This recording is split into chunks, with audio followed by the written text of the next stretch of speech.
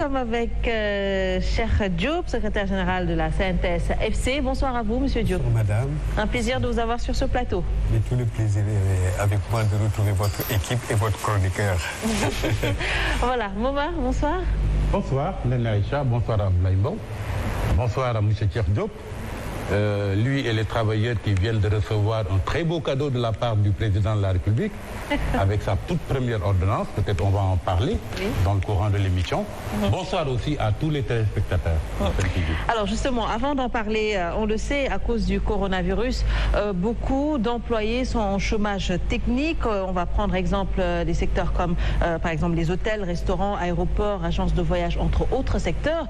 Une situation qui est assez compliquée pour les travailleurs. Oui, assez compliqué, mais les mesures qui viennent d'être prises, quand même, nous rassurent.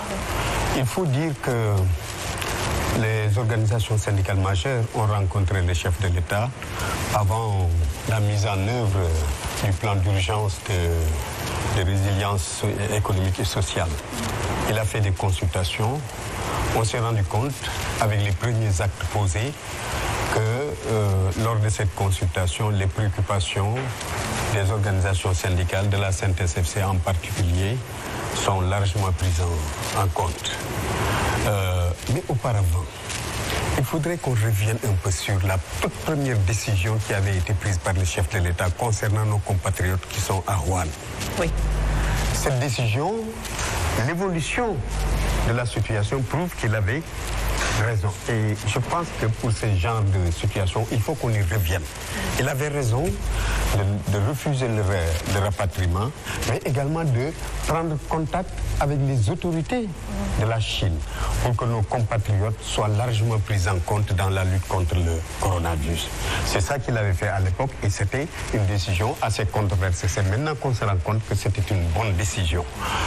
Maintenant, pour ce qui concerne le contenu du programme, nous avions effectivement exprimé la première préoccupation des travailleurs, celle de maintenir les emplois autant que possible.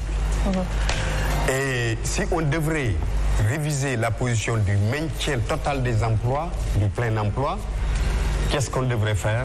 Qu'on en discute, mais qu'on trouve aussi des solutions qui soient en mesure de pouvoir aider les populations et les travailleurs en particulier à traverser cette phase difficile.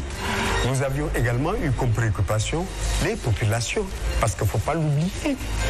Nos préoccupations intègrent celles des populations et notre action s'inscrit dans celle du peuple. De ce point de vue-là également, les mesures qui ont été prises pour les ménages les plus démunis, en ce qui concerne l'électricité, l'eau, mais également les vivres de secours, c'est des mesures qui rentrent dans le cadre des préoccupations des travailleurs. Mais il y a surtout une crainte que l'on nourrissait pour l'approvisionnement du pays, d'abord en denrées alimentaires, mais aussi la continuité, tant soit peu, de notre économie, qui repose sur l'énergie.